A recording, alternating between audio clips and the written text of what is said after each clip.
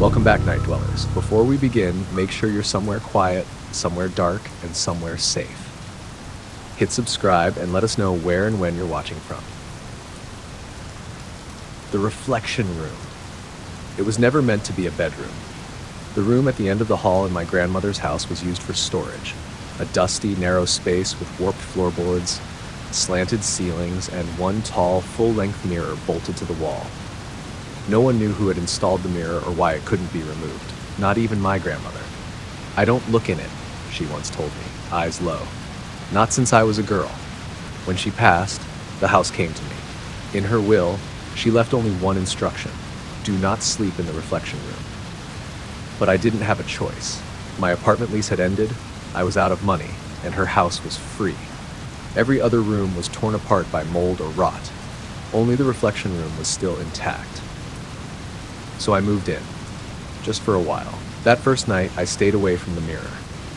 Covered it with a sheet. Told myself it was just a mirror, that I didn't believe in ghosts or curses or whispered family superstitions.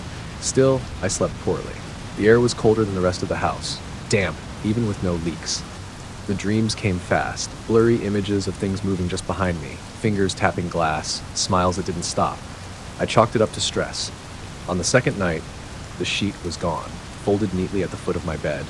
The mirror was uncovered, clear and spotless. My reflection stared back, pale and tired. But something was off. It was too still, too sharp. When I raised my hand to touch my face, the reflection hesitated, just for a second. I blinked. It moved with me again. I left the room, slept on the living room couch. The next morning, the door to the reflection room was wide open, even though I'd shut it. My suitcase was back inside. So were my clothes. And the mirror? There were smudges on the glass, handprints, from the inside. I told myself to leave, to pack up and go, but something always stopped me. The pull of obligation. The idea that it was just a dream, that I had nowhere else to go. By the end of the week, I was sleeping in the room again. And each night, the dreams got worse. One night, I dreamt I was standing in front of the mirror, but my reflection wasn't me. It wore my face, but wrong. Eyes too dark, mouth curled upward in a grin I couldn't feel. It reached forward, pressed its palm against the glass, so did I. But my fingers never touched the mirror. They passed through it, into the cold. I woke up with my hand against the glass, not in front of it, inside it, just for a second. Then I yanked back, heart pounding, breath sharp in my throat. I moved the bed away from the mirror, turned it to face the wall, started sleeping with the lights on. But it didn't matter. The mirror started showing things that weren't in the room. First, small things, a shadow in the corner, a flicker of movement behind me that vanished when I turned around. Then, it got worse. One night, I saw myself asleep in bed, even though I was awake. I watched my reflection turn its head, open its eyes, and stare directly at me. It smiled, and the lights in the room died. The next morning, I woke up in the bed, even though I had fallen asleep on the floor, and the mirror was cracked. Just a thin, jagged line running top to bottom. I called a contractor to remove it. He laughed, said it would take 10 minutes, but when he arrived, he turned pale. "It's fused," he said, tapping the edges. "No brackets, no bolts, it's like part of the wall." He tried a crowbar, a hammer, even a small saw. Nothing worked. "Never seen anything like it," he muttered before he left. That night, the mirror was whole again. No crack, only darkness, and something else. A figure. Standing just behind my reflection, tall, thin, its head tilted at a sharp angle, arms too long, skin smooth and gray like wax. It didn't move, didn't blink, just watched. I turned away. When I looked back, the figure was gone, but my reflection was smiling, and I wasn't. I tried to leave the house the next day. My car wouldn't start, the front door wouldn't open, my phone refused to call anyone. I was trapped.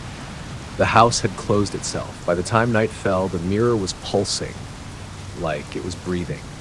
Like it was waiting. I sat in the corner, refusing to sleep, refusing to look. Then I heard it. Glass tapping. Soft, rhythmic. I glanced up. My reflection was gone. Only the room behind the glass. And a single pale hand pressed flat against the inside. Then came the voice. "Let me live." The tapping grew louder, faster. "Let me live." Then the mirror cracked again, a deep, jagged fracture, and my reflection stepped out. Not through the glass. From it. It smiled, knelt in front of me, and whispered in my voice, "Your turn." That's when everything went black. I woke up in the mirror, trapped. The room looked the same, but dull, like it was painted in shades of fog. I watched as my reflection stretched, cracked its neck, and walked out the door. I screamed, pounded the glass. No one heard, no one ever would. I don't know how long I've been here. Time doesn't move in the reflection room, but I see things. New tenants, new faces, each one staring into the mirror, each one seeing something just slightly off. And eventually they all do the same thing. They lean forward, they touch the glass. They trade places, and someone else takes their turn. The lights in Field 12. I was 17 when I first saw the lights. Our farm bordered an old airfield, Field 12 it was called. Decommissioned after the war, left to rot, just cracked runways and rusted hangars surrounded by waist-high grass and silence. My dad always told me to stay away from it. Things don't stay buried out there, he'd say. I thought he meant munitions. Old bombs, maybe. Mines. The way he said it, though, didn't feel like a joke. One night in July, I was walking home from a friend's house just after midnight. I took the shortcut through the field behind our barn. The wind was dead still. No crickets, no sound. Then I saw them. Lights, floating over the runway in Field 12. They weren't flashlights or spotlights. They didn't glow like lanterns or shine like bulbs. They shimmered, pale, bluish-white, flickering softly like fireflies made of fog. There were 7 of them, in a straight line, hovering just above the cracked tarmac. I stood at the edge of the fence and watched. They didn't move, didn't blink, just waited. Then I heard something. Come closer. A whisper, from nowhere and everywhere at once. I ran, didn't look back, didn't stop until I reached the porch. My dad was waiting. You saw them, didn't you? I nodded. He didn't say, I told you so. Didn't get angry, he just looked tired. They're not stars, he said, and they're not lights. He never explained what they were. The next night I stayed in, locked my windows, kept the lights on. But at 12:17 a.m. I saw the glow through my bedroom window. Faint, flickering. Coming from Field 12. The next morning, my dog was gone. We found her leash snap, paw prints leading toward the fence. Past it, into the tall grass, but no prints coming back. I didn't sleep that night. And at 12:17 a.m. the lights returned. This time closer. Just beyond the edge of our field. I shut the blinds, but I could still see them, through the cracks, hovering, waiting. The whisper came again. We see you now. The next day, I tried to stay away, pretend nothing was wrong. Then the cows went missing. All of them. No tracks, no blood, just empty pens and the smell of ozone. That night, I made the mistake of telling my friends. They didn't believe me, of course, said I was full of it, so I took them there, to the edge of Field 12, to see the lights. We got there just before midnight, waited, and at 12:17 they appeared. 7 lights, perfectly spaced, perfectly still. My friends laughed at first, said it was drones or swamp gas or reflections. Then the lights moved, they separated, formed a circle, and from the center of that circle something rose. Tall, thin, not a person, not an animal, more like a shape trying to remember how to be human. My friends stopped laughing. We ran, but only 3 of us made it back. Marcus never did. They searched for days. Nothing turned up, not even a footprint. The next night the lights came back, this time over our barn, and something scraped across my window. Claw-like. Curious. I didn't scream, I knew it wouldn't help. I moved away a month later, left the farm behind. My dad sold the property and followed not long after. We don't talk about it, but every year on July 17th, I dream of those lights. Always 7. Always at 12:17 a.m., hovering, waiting. And last night, for the first time in years, I saw them again, not in Field 12, but outside my apartment window, hovering over the city, closer than ever. And I heard the whisper once more, we remember you. The last tenant.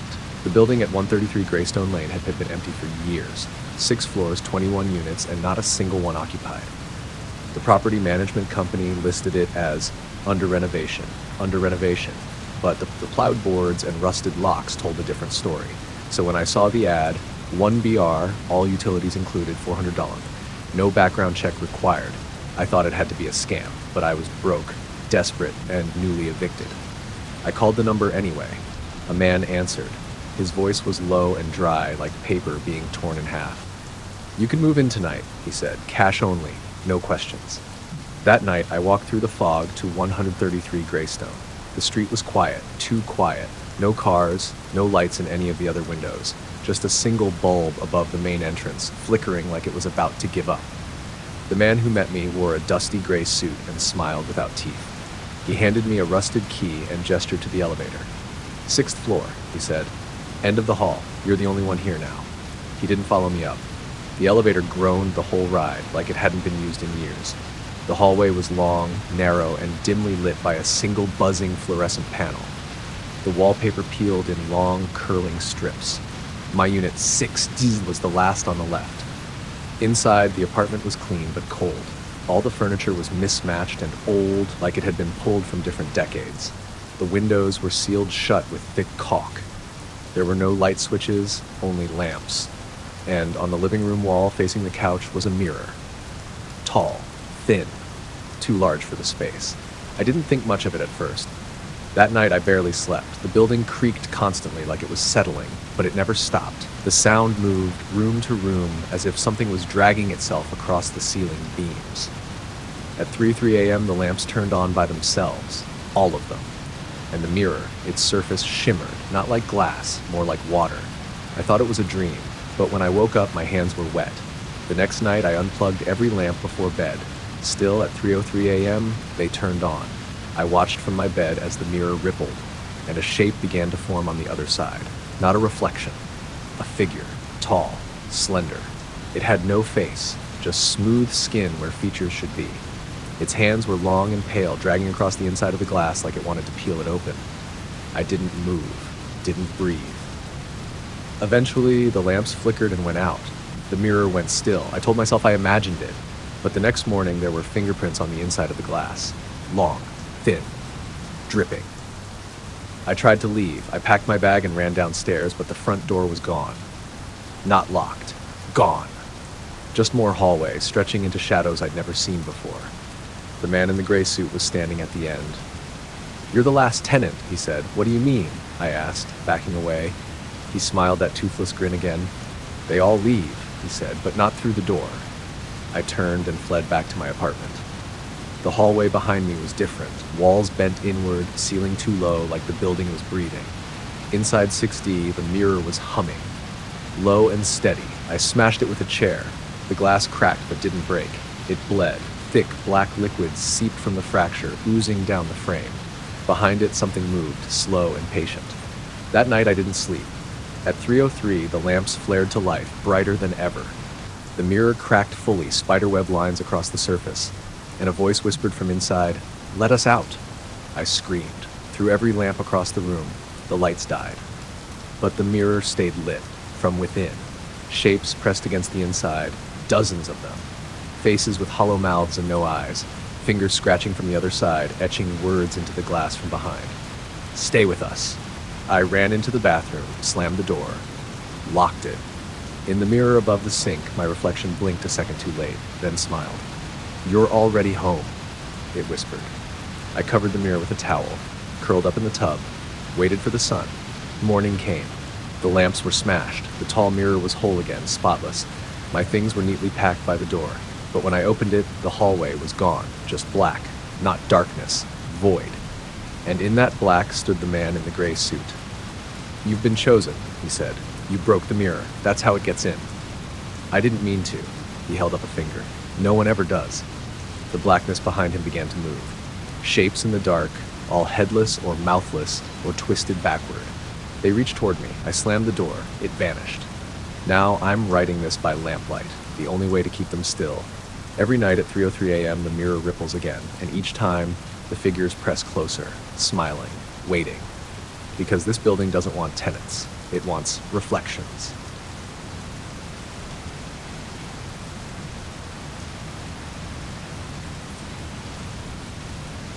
The Hollow Guest. When my roommate Greg left for a 2-week trip, I expected the apartment to feel empty. It didn't. In fact, it felt full, like someone else was always in the room with me, just behind my shoulder, barely out of sight. I chalked it up to being alone for the first time in a while. Too many horror podcasts, maybe. I kept the lights on, played music while I cooked, and reminded myself that I was being dramatic. Then the dishes started moving. I'd hear them clinking together in the sink when I was in the other room. Sometimes I'd return to find a fork placed upright on the counter, or a glass turned completely upside down. Once, a plate was balanced on the edge of the sink in a way I knew I hadn't left it. The apartment wasn't big, just a two-bedroom near the edge of town. No drafts, no creaky pipes, no reason for things to shift on their own, unless someone was in there with me. I checked the locks. All were untouched, the windows sealed. Still, each night I found something new moved. On the fifth night, I found footprints, wet ones, leading from the bathroom to the living room rug. My first thought was someone had broken in while I slept. But the bathroom was bone dry, and I never heard the door open. That's when I installed a motion-activated camera in the living room, just in case. The next morning, I checked the footage. At 3:41 a.m., the lights in the living room flickered. Then for 6 seconds, the camera glitched. Not static, just total blackness. When the image returned, the rug had shifted an inch to the left. No figure, no movement, just darkness, then difference. That night, I heard breathing. I was lying in bed, half asleep, when I realized there were two sets of inhales and exhales. Mine, steady and shallow, and another, slow, heavy, just past the foot of the bed. I froze, didn't dare move. The breathing stopped. I reached for the lamp. It flicked on. Nothing there. But on the floorboards beside my bed, a single wet footprint was slowly evaporating. Greg didn't answer my texts. He was somewhere off-grid, camping with no reception. I told myself to leave, to pack up and stay at a friend's. But I didn't. I don't know why. Maybe the apartment already had its hooks in me. That weekend, I heard humming from the other bedroom. Greg's room. It was locked, always locked when he left. But the door was slightly open. The air inside was freezing, and the humming, soft, tuneless, wrong, seemed to come from the walls themselves. I shut the door. I didn't sleep that night. On the 10th day, things escalated. I found the fridge wide open at 2 a.m. Every drawer and cabinet emptied onto the floor. All the lights were on. And in the center of the room, standing upright on the table, was my phone. Recording. I watched the footage. It was just me, sleeping on the couch. Then, at 3:41 a.m., the video cut to black for exactly 6 seconds. When the image returned, I was still sleeping, but something had changed. Behind me, in the reflection of the window, there was a figure. Tall, bent, faceless. Its arms hung too long, its neck too thin. It leaned down toward me, its head inches from mine. Then the screen went dark again. I deleted the video. That night, the humming returned, louder this time, almost frantic. And it wasn't coming from the bedroom anymore. It was inside the walls of my room. I pressed my ear to the plaster. I heard words beneath the hum. I'm in. I'm in. I'm in. The lights went out. The room fell silent. And then something crawled under my bed. I felt the weight, heard the creak of the wooden slats. I didn't move. I couldn't. It stayed there until morning. When I opened my eyes, there was nothing. But the camera was on again, recording. And in the video, at 3:41 a.m., the blackness lasted a little longer, 8 seconds this time. And when it ended, the reflection in the window was closer, smiling, teeth too wide, too many. I called my sister and begged to stay at her place. She came that evening. When she stepped into the apartment, she paused. "What's that smell?" she asked. I hadn't noticed, but now I did. Rotting earth, wet leaves, mold.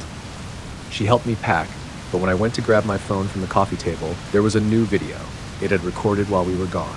When I pressed play, the screen stayed black the whole way through. Then, at the very end, a voice whispered, "Leaving won't help." I dropped the phone. My sister and I left that night. I haven't gone back. Neither has Greg. He never returned from that camping trip. No messages, no calls, just gone. A few nights ago, I received a voicemail from his number. 36 seconds of silence. Then at the very end, that same humming. Soft, wrong, waiting. I sleep with the lights on now, but sometimes they flicker at 3:41 a.m. And in every screen, every window, every black reflection, I see a smile that isn't mine. The vending machine at exit 119. I was halfway through a 12-hour drive somewhere in the middle of nowhere when I saw the sign. Rest stop, exit 119 vending and fuel. My tank was low, my stomach was growling, and my eyes were heavy from too many hours on the road. The highway was empty, no taillights ahead, no headlights behind. Just that lonely green sign glowing in the dark. I took the exit. The rest stop was almost too quiet. No cars, no trucks. just one street lamp flickering above the lot in a single squat building that looked abandoned. But there, beneath a metal awning, stood a vending machine. Old, rusted, faded red paint with peeling white letters that once read, "Food and Drink." The glass was dusty, but behind it I could still see items: chips, candy bars, water bottles, things you'd expect. Except there were other things too. A tiny music box with no label, a key on a velvet string, a small bottle filled with clear liquid, and a tag that read, "For Regret," a vial of ash, a Polaroid photo, half burned, of a house I didn't recognize. I leaned in, confused. My reflection in the glass looked off, pale, slightly delayed, like the image was lagging behind my movements. I stepped back. At the bottom, instead of numbered buttons, there was a keypad with only one option, a small, metal coin slot, and a button that said, "Push to pay." No prices, no item numbers. Something about it made my skin crawl. But curiosity is a stronger force than fear. I fished a quarter from my pocket and dropped it in. The machine didn't accept it, just spit it out. I tried a dollar bill, same result. But then I noticed a small sticker on the coin slot. "Payment must be personal." I paused. Then I pulled out my wallet, took out a photo of me and my dad at a baseball game, one of the only ones we ever went to before he passed. I hesitated, then fed the photo into the slot. This time it accepted it. The machine hummed. The light behind the glass flickered. Then slowly, the Polaroid photo, the half-burned one I'd seen before, dropped into the tray. I picked it up. It wasn't just any house. It was my childhood home. But in the image, the windows were black, burned out. Smoke rose from the roof. And on the porch stood a figure. Me. I dropped it. Backed away. The light above the machine buzzed louder. The glass glowed faintly red. And one by one, the items inside began to move. The music box played a few distorted notes. The key rotated in place. The bottle of regret cracked slightly, releasing a soft wisp of steam. I turned to leave, but the road was gone. The rest stop was now surrounded by fog. Thick, white, impossible, like the world had closed around me. Behind me, the vending machine whirred again. Another item dropped. This time, a small folded note. I didn't pick it up, but I didn't have to. The words were already in my head. "You fed it memory. Now feed it fear." The machine wanted more. It didn't take money. It took pieces of you. I tried to run into the fog, but no matter how far I went, I circled back to the machine, to the tray, where another item had dropped, a mirror shard. I looked into it and saw myself, years older, eyes hollow, lips stitched shut, screaming without sound. The vending machine groaned. The keypad now flashed, "Final purchase required." The coin slot glowed red, and I understood. It wanted everything. I stepped forward and whispered, "What do I get?" For the first time, the machine answered, its voice grinding through the gears and metal like a cough. A chance to forget. I reached into my pocket, pulled out my driver's license. It vanished into the slot. Then my phone. Gone. My watch. Gone. The fog thickened. My name started slipping from my mind. Faces disappeared. Voices faded. But I couldn't stop. I dropped my mem one by one, and the machine fed me in return. Warmth. Light. A voice in the dark saying, "You'll be safe here." Then, silence. Now I sit on the curb in front of the vending machine at exit 119. I don't remember who I am or how I got here, but I wait. Because sometimes drivers stop. They see the machine, and I tell them what I know. Don't pay it anything you want to keep.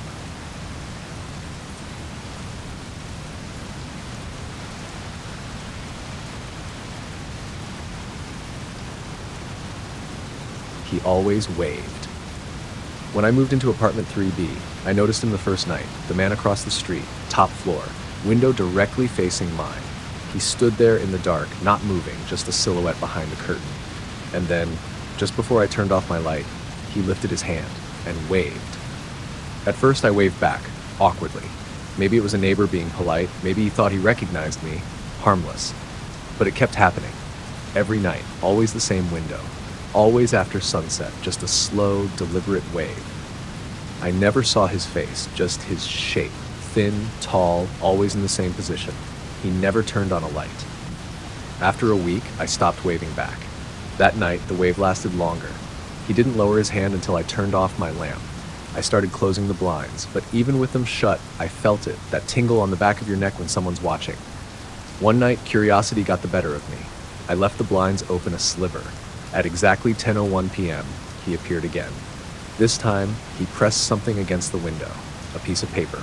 I squinted, trying to read it. 2 words, written in thick black marker, "Still watching." I snapped the blinds shut and didn't sleep that night. I called the building across the street the next day, asked if anyone lived in the top floor unit directly across from me. The property manager hesitated. "That unit's empty," she said. "Has been for months. No one's supposed to be up there." I asked if maybe someone had snuck in. She promised to send someone to check. That night, the light in his apartment was on, dim and sickly yellow, like it was coming from an old lamp. The man wasn't there, but the paper was, still pressed to the glass. "Still watching." I pulled the blanket over my head like a child, too afraid to look again. The next morning, I found footprints outside my apartment door. Bare feet. Wet. They led from the stairwell to my door. Then, back again. I asked the front desk for security footage. Their system was down, they said. Power outage last night must have scrambled it. Convenient. On the 9th night, the paper changed. It now read, "Closer now." I left for a hotel. I didn't even pack. Just grabbed my keys and ran. The front desk clerk barely looked up when I asked for a room. "You staying long?" he asked. "Just a night." I was shaking. I didn't tell him why. When I got to the room, I looked out the window. 5th floor, facing away from my apartment. Safe. I didn't sleep, but at least I didn't see him. Until the knock came, at 3:12 a.m., 3 soft taps. I froze. The peephole was dark. I looked through it. Nothing. No one. But when I opened the door the next morning, a note had been slid under. 2 more words. "Found you." I left town, stayed with a friend 3 hours away, told them everything. They believed me, almost. The next night we were watching TV when I looked out the kitchen window, and there he was, across the street. Same silhouette, same slow, steady wave. I told my friend. They looked. But by then, the window was empty. I left before sunrise. Nowhere felt safe. I bounced between hotels, rest stops, even slept in my car. Every night, no matter where I went at 10:01 p.m., he'd be there. Sometimes in windows, sometimes in mirrors. Once, even in the reflection of my own eyes. Always waving, always watching. I stopped eating, stopped talking to people. I looked up sleep clinics, exorcists, private investigators. No one could help. Until one night, I found a forum. Unseen eyes, true stalker experiences. Thread after thread of stories like mine. And one repeated warning: if he waves, don't wave back. Too late. One user claimed they made it stop. They went back to the place it started, faced him, refused to look away, burned the paper in the window. So that's what I did. I returned to apartment 3B. The window was just as I left it, dusty, pale light filtering through. At 10:01, he appeared, closer than ever. I could make out a faint outline now, no features, just the blur of a face that shouldn't exist. And the sign was there. New words, "Welcome home." I lit a match, held it to the curtain. The fire caught fast. Flames crawled up the fabric toward the glass. The paper curled and blackened. His silhouette didn't move, didn't run, just waved. And as the fire consumed the room, I swear I saw him smile. I woke in a hospital, smoke inhalation. They said the top floor had been empty, that I was lucky to be alive, but in the burns on my arm, a pattern had formed. 2 words, dark against blistered skin, "Still watching." He always waved. And now, so do I. The Whisper Line. I worked the night shift at a small 911 dispatch center just outside of Elk Hollow, a town so quiet it feels like it fell asleep 50 years ago and no one bothered to wake it. On an average night, the phone rings maybe 3 or 4 times, lost dogs, suspicious shadows, the occasional drunk wandering home. But last Tuesday, the phone rang at exactly 3:03 a.m., and everything changed. 911, what's your emergency? I asked, routine in my tone. Silence. Then static, crackling soft like wind brushing against a microphone. Hello, I repeated, frowning. Is anyone there? More static. Then a whisper. Not a voice, not quite. More like something mimicking a voice that had never spoken before. It stretched each syllable like it was tasting them. "Ifo indeed." I paused. "Found what, sir? Are you in danger?" Another burst of static, and then, "It phone MEBA." The line went dead. I logged the call, marked it as possible prank, but something about it stayed with me. The voice didn't sound human. It sounded wrong, like it was buried under layers of distortion, filtered through water, and spoken from somewhere deep underground. The next night, 3:03 a.m. again. Same number. 911. What's your emergency? This time, no static. Just breathing. Wet. Gurgling. Do you need assistance? The breathing stopped. And then came the whisper. It's in the WIR's end now. Click. I tried to call the number back. No ring. No tone. Just silence, like the number didn't exist. I checked the logs. The calls were coming from inside El Calo. But the address didn't lead to a house. It led to a field. No buildings, no lights, nothing but grass and an old telephone pole leaning slightly, wires dangling like veins from a corpse. I radioed Officer Granger, the only cop patrolling at that hour. Asked if he'd mind checking it out. Sure, he said, yawning. Probably just kids messing around. 10 minutes later, he called in. I'm at the location. There's nothing out here but fog and wires. Wait, hold on. Static, then a scream. Not his. It sounded like it came from everywhere, a high, distorted screech that melted into a long, deep moan. Then his voice again, shaky, frantic. There's something in the wires, moving. I can hear it whispering inside my head. Silence. We never heard from Officer Granger again. They found his cruiser the next morning, still idling by the side of the road. Inside, his radio had been torn apart, wires yanked out, coiled in the shape of a human handprint. No blood, no prints. Just a single note scribbled on the dash in black marker. The line is open. The department launched a formal investigation. I told them what I knew. They brushed it off as stress-induced hallucinations or faulty wiring. But I knew better, because the next night the phone rang again. 3:03 a.m. I didn't want to answer, but my hand moved on its own. 911, what's your emergency? This time the voice was clearer, familiar. It was Granger's voice. It's beautiful, he said softly. You have to come see it. It's inside now. It lives in the lines, in the poles, in the quiet spaces between rings. Where are you? I whispered. He laughed. It didn't sound human. I'm on hold, he said. So are you. Then the line screamed, an explosion of static and garbled voices, like 1,000 calls layered over each other, begging, weeping, praying. When it ended, the lights in the dispatch center flickered. The console hissed, and every single phone line lit up. All at once, lines that had been dead for years. The phones rang in unison, their tones overlapping in a dizzying, chaotic melody. I stood frozen as one by one the lights dimmed. The walls pulsed like lungs, and behind me, the wires from the switchboard began to move. They slid across the floor like snakes, climbed the walls, wrapped around the monitors and the ceiling vents. Then one brushed my leg. I screamed and backed away, knocking over my chair. The wires recoiled. The phones stopped ringing. The power went out. I ran outside into the fog and didn't stop running until I reached my car. That was 5 nights ago. I haven't been back to the station since, but every night at sharp 3:03 a.m., my cell phone rings. No number, no name, just that same whisper. On hold. I've tried smashing the phone, tried changing numbers. Doesn't matter. The calls keep coming. Sometimes I wake up and find wires wrapped around my bed frame, or coiled inside the vents. Last night, my apartment lights flickered to life at exactly 3:03. All the bulbs turned to static, and every outlet began to hum. I think it's learning, spreading. Whatever it is, it lives in the lines. And now it's calling you too. Don't answer. Whatever you do, don't pick up.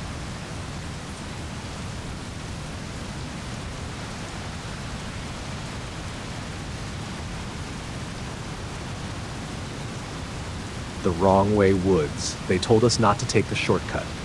Mrs. Kelman, our history teacher, warned us every fall when the leaves began to turn. Don't walk through the woods past Miller Creek. People get turned around out there, some don't come back. But we were 17, bored and full of skepticism. When you grow up in a small town like Redbridge, legends are just stories to make sure kids don't drink in the woods or sneak off during curfew.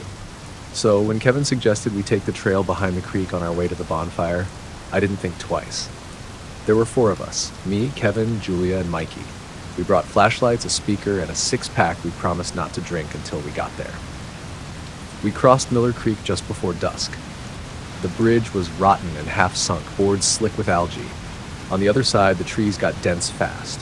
The air shifted, thicker somehow, quieter. The path narrowed to a deer trail, overgrown and winding like it didn't want to be followed. Feels like we're trespassing, Julia joked. Kevin laughed. It's just a path. Probably used to be a logging road or something. We walked for 30 minutes. Then something changed. The trees started to look familiar. Not just same type of tree familiar. I mean exactly the same. A leaning birch with 3 notches in the bark, a stump with a soda can rusted into its side, a fallen log shaped like a crooked elbow. I stopped walking. Didn't we pass that already? Mikey looked around. It's a forest. Trees look the same. No, I said. That one. That stump. That's the same one. I remember the can. Kevin rolled his eyes. You're being paranoid. We kept going. 5 minutes later, we passed the exact same log. None of us said anything. Not until the 3rd time. Then Julia whispered, I think we're walking in circles. Kevin stopped. All right, maybe we took a wrong turn. He pulled out his phone. No signal. Let's go back to the creek, I said. We turned around and retraced our steps. 10 minutes later, we found ourselves right back at the stump. Mikey laughed nervously. No way, we're screwing with ourselves, it's just a weird layout. He kicked the can off the stump. Let's mark it. If we see it again, then we'll know. We followed Kevin's lead again. Another 20 minutes, more silence. Even the crickets had stopped. Then, just ahead, the same stump, same shape. Same kick-dented can now lying in the moss. That's not possible, Julia whispered. Kevin turned off the speaker. The silence that followed was immediate and suffocating. No wind, no birds, no distant cars or rustling leaves, just quiet. And then behind us, a second set of footsteps. We all turned. Nothing there. But the trail behind us looked different now. Narrower, trees pressing closer like the forest was leaning in to listen. We didn't speak. We just started walking faster. But the faster we walked, the more warped the path became. The trees bent in unnatural ways. Roots crossed the trail like grasping fingers. Branches shifted when we weren't looking. It was getting dark now. Kevin swore and threw the speaker into the woods. Let's just run. We did. Full sprint. No talking, no thinking, just panic. And somehow, the stump was still there. Only now, something was sitting on it. Not a person. A figure. Black and hollow, like someone had cut a hole in the world and filled it with smoke. Its head turned toward us. We stopped running. Then it waved. A slow, clumsy movement, like it was mocking us. Julia screamed. We ran in the opposite direction, not caring if we stayed on the path or not. Just running. Branches slapped our faces. Roots caught our feet. Somewhere behind us, we heard footsteps again, but they didn't match ours. They were slow, heavy, getting closer. We didn't stop until Mikey tripped and hit the ground hard. His flashlight skidded away, landing in a patch of tall grass. I ran to grab it and saw something between the blades. A shoe, old, covered in moss. Next to it, a skeleton, curled and broken, its hands clutching a torn denim jacket. Kevin stepped forward and froze. That's Mikey's jacket, he said. But Mikey was behind us. I don't get it, he whispered. The bones were old, sun-bleached, but the jacket was new. We left it, ran again. Eventually, the trees thinned, the air shifted, we burst out onto the road by Miller Creek, collapsed on the pavement, gasping. The woods behind us were still, empty. When we looked back later, the trail was gone. We told the cops what happened. They searched for days, found nothing, not even a stump. A week later, Mikey stopped answering his phone. His parents said he disappeared from his room one night. No signs of struggle, just his shoes left by the window. And his denim jacket was missing. Sometimes when I walk past Miller Creek, I see new carvings in the bark. Not initials. Names, ours, and a new one added each week. The apartment above. I moved into apartment 206 last month. It was small, cheap, and quiet. Exactly what I needed after the breakup. The place was nothing special. Creaky floors, off-white walls, and a draft that slipped in from somewhere I couldn't find. But it was mine. The only odd thing was the neighbor upstairs. They were noisy. Every night, like clockwork, I'd hear them pacing, step by step across the ceiling, back and forth, always starting around midnight, always ending around 3 a.m. I assumed they worked night shifts. Maybe insomnia. Annoying, but manageable. On my 3rd night there, I bumped into the building manager, an old guy named Walter, who always smelled faintly of cigarettes and lemon polish. Hey, do you know who lives above me? Apartment 306? He looked at me for a moment. No one. That unit's been empty 6 years. I laughed. Okay, but someone's pacing every night up there. He just shook his head. You're the 4th tenant in that unit this year. They all hear the same thing.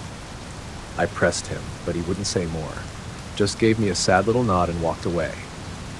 That night, I couldn't sleep. The footsteps started again, right on time. Only this time they were heavier, slower, like whatever was up there was dragging something behind it. I put in earplugs. Didn't help. I tried sleeping in the living room. The ceiling creaked above me. The pacing followed. Finally, around 2:30 a.m., I lost it. I grabbed a broom and banged on the ceiling 3 times. The footsteps stopped. For the first time in days, it was quiet. I sighed, laid back down, and then 3 knocks. Not from above, from the hallway. I froze. Who knocks at 2:30 in the morning? I crept to the door, hard hammering. Looked through the peephole. No one there. But down the hall, the light above apartment 306 was flickering. I went back inside and locked every bolt. The next day I asked around. None of the other tenants heard the footsteps. No one had seen anyone enter or leave 306. I tried to convince myself it was just old pipes, rats, a squirrel in the attic. But that night, the pacing returned, and the dragging sound was louder. I pressed my ear to the ceiling. It wasn't just pacing anymore. I could hear whispers, too quiet to make out, but definitely voices, plural, like a group of people murmuring behind drywall. I recorded it on my phone, played it back the next morning. The whispering wasn't there, but in the silence of the recording, just under the static, I could hear breathing. Deep, wet, like something huge. Sleeping. On the 7th night, the sounds changed again. No more footsteps. Instead, there was the sound of furniture scraping, then pounding, not rhythmic, not human. I couldn't take it anymore. I grabbed my flashlight and stormed upstairs. 306's door looked just like the others, except the number was upside down. I knocked. No answer. I tried the handle. It was unlocked. The apartment was pitch dark. I stepped inside, sweeping my light across the room. Empty. No furniture, no signs of life. Just dust, cobwebs, and floorboards warped from moisture. And the smell, like rotting meat and mildew. I turned to leave and saw the footprints. Wet, barefoot prints leading from the back of the apartment to the ceiling. They didn't stop at the wall. They climbed it. Up, up, up, across the ceiling itself, as if someone or something had walked upside down. That's when I noticed the scratches in the ceiling. Long, deep gouges in the plaster, like claws had raked across it. Suddenly, from behind me, I heard a soft thud. I turned. A door at the end of the hallway was open. It hadn't been before. I stepped closer. Inside was a single chair, facing the wall. On it sat a tape recorder. Still running. I pressed stop, then rewind, then play. At first, nothing. Then, he watches from above. He crawls in the silence. Don't look up. I dropped the recorder and ran. Back to my apartment. Locked the door. Paced, like the sounds above me. Then I made the mistake of checking the ceiling. There, directly above my bed, was a new hole. A small one, freshly scratched and dripping. That night, I slept in the bathtub, but I didn't sleep. I stared at the ceiling tiles. Waited. Around 2:30 a.m., I heard it. The dragging sound, but not from upstairs, from inside the wall, right behind the tiles. I backed away and one of the tiles fell. Something pale and long slid down from it. A finger, not human. It tapped once against the edge of the tub, then disappeared. The next morning, I packed my things. Walter wasn't surprised. He just nodded and handed me a slip of paper. There's one more thing, he said, for the next place. I unfolded the note. Never live beneath an empty apartment. The room with no door. The first time I saw the doorless room, I had been living in the apartment for 3 weeks. It was a cheap one-bedroom in an old, leaning building with uneven floors and a landlord who only responded if you threatened legal action. Still, it was close to work and within my budget. I took it without much inspection. The room shouldn't have existed. I was in the hallway one night around 2 a.m., heading back from the shared laundry room when I noticed a square indentation in the wallpaper to the left of my unit. It was perfectly shaped, maybe 7 feet tall and 3 feet wide, like a door had been sealed over long ago. No handle, no trim, just a faint outline barely visible under the peeling floral pattern. I ran my hand over it, smooth, cold. The plaster beneath was slightly concave, almost like it had sunken inward. I asked Mr. Reeves, the old man in 2C, about it the next morning. He frowned. Best you forget about that. Was it a closet or something? He leaned in close. It was never a closet, just a room, and it's not sealed. Just closed. That night, the outline was gone. Gone, like it had never been there. I even knocked on the wall. Solid. I assumed I'd imagined the whole thing, until I started hearing the noise.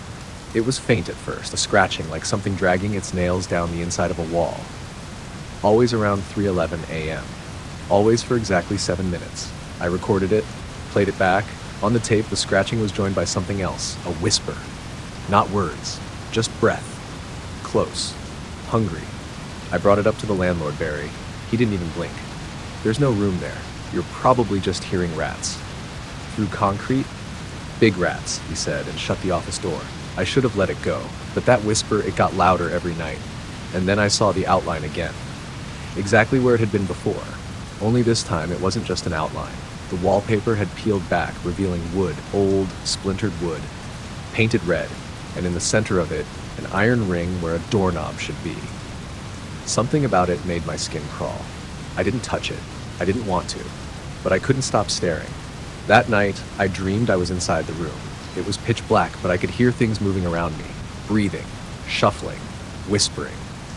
And behind it all, a low voice that said, "You knocked, so now we wait." I woke up gasping.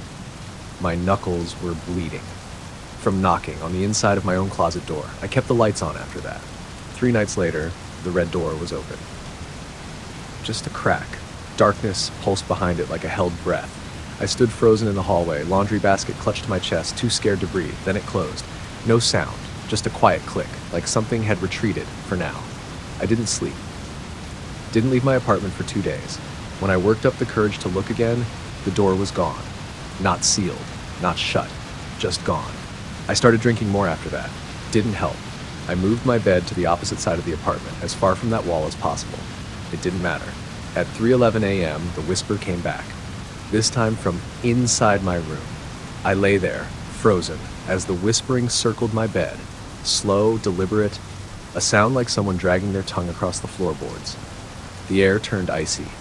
Then a weight settled at the foot of my bed. I screamed. The lights flicked on. There was nothing there, just a puddle of water. Black water, still dripping onto the floor as if something had just climbed out of it. I moved out the next day. Didn't pack, didn't look back. I crashed with a friend across town, told them I was going through some apartment-related trauma, and left it at that. They let me sleep on the couch. The first night, there was quiet. The second night, I woke at 3:11 a.m. to the sound of scratching. Not from the wall, from under the couch. I turned on the light. A trail of black water led from the front door to where I lay. My friends swore no one came in. The next day I got a call from Barry, the landlord. "You left stuff in the unit," he said. "I'm not going back." There was a pause. Then he said, quieter, "You opened it, didn't you?" I didn't answer, he sighed. "They follow if you open it," and hung up. That night I had another dream. This time I wasn't in the room. I was the door, sealed, waiting. Something pounded on me from the other side, and the voice came again. Closer this time. Clearer. "You let us taste. Now we eat." I woke up in a motel, too afraid to be near anyone else. The mirror across the room was fogged up. Words written across it were already inside. I don't know what they are, or what they want, but I see doors now. Everywhere. In walls, in shadows, in places that should be solid. And sometimes, they open. And I hear the whisper, "Room for one more." The man in the vent. When I first moved into the apartment, the building manager warned me about the vents. "They creak," she said. "It's an old system. Makes weird sounds sometimes. Don't let it get to you." I didn't think much of it. After all, the place was cheap, and I needed somewhere quiet while I worked on finishing my thesis. The unit was on the top floor, had a decent view, and aside from the faint smell of mildew, it seemed fine. The first night, I heard the creaking she mentioned. Rhythmic, soft, like a shifting weight crawling through metal. I told myself it was the heat kicking in, maybe a possum. Nothing unusual, but the noise didn't stop. Every night, just after midnight, the sound would return, always starting from the corner vent in the bedroom. It would creak, then rattle, then go quiet, as if something had stopped to listen. I joked with friends that I had a ghostly roommate, gave it a name, Vince in the vent. They laughed. I didn't, because by the fourth night, Vince started whispering. I woke around 2 a.m., the room cold despite the radiator running. The vent cover was only 5 feet from the head of my bed. That night, I heard it. A low whisper, too soft to make out at first. Then, with each night, it grew louder. I see you. I'm so close. Don't look inside. I stopped sleeping. I kept a flashlight under my pillow and earplugs in every night, but I could still hear it. Not just from the bedroom, from every vent in the apartment. The bathroom, the kitchen, even the one under the couch. I called maintenance. They shrugged. Could be rats. We'll set traps. But no traps were set. I checked the vent myself, unscrewed the cover, shined my flashlight inside. Nothing. Just dust and darkness stretching into the wall. That night, I moved the bed away from the wall. I slept with my back to the vent. I didn't want to hear him. Didn't want to give him the satisfaction. At 2:12 a.m., I heard a voice loud and clear, only inches from my ear. Lying still won't save you. I left the apartment the next day and checked into a motel across town. It was quiet there. But the second night, I woke to a sound above me. The motel had ceiling vents, one directly above the bed. It began to creak. And then, you moved. So did I. I left in the middle of the night, drove 6 hours to my sister's place without calling ahead. I hadn't spoken to her in years. She let me in, half asleep, and didn't ask questions. I crashed on the floor of her living room. No vents, just a window and a heater. I thought I was safe. But on the third night, I found the vent, a small metal grate low against the far wall behind the couch, half covered in dust. I hadn't noticed it before. I bent down to look, heart pounding. The dust had been cleared in the center, wiped away, like someone had pressed their face against it. I backed away, told my sister I had to go, made up an excuse about work. I slept in my car that night. The next morning, I found a note tucked under my windshield wiper. There are vents everywhere. The handwriting was mine. I started seeing things in the corners of mirrors, in the backs of reflections, a pale face, long, twitching fingers gripping the metal slats, black eyes staring from behind the vents. I had taped every vent shut in my apartment, covered them with towels, blankets, furniture, blocked every sound. It didn't help. One night, the covers were ripped off, all of them, and in the dark I heard the softest sound imaginable, breathing. Not mine. Coming from the vent beneath my bed, I pressed my ear to the wall, trembling, and heard something shift inside. Slowly, deliberately, toward me. I tried to move, but I couldn't. My limbs felt heavy, cold, and then something tapped from inside the wall. 1, 2, 3. Tap, tap, tap. My bedroom light flickered. The wall began to bulge, just slightly, like something inside was pressing its head against it. I grabbed my keys and ran, barefoot, into the snow. I haven't been back since. It's been a week. I live out of my car now, switching parking lots, avoiding buildings with central air, but I know I can't run forever. He's still with me. Last night, I woke up to find the car's AC vents turned on, blowing cold air on my neck.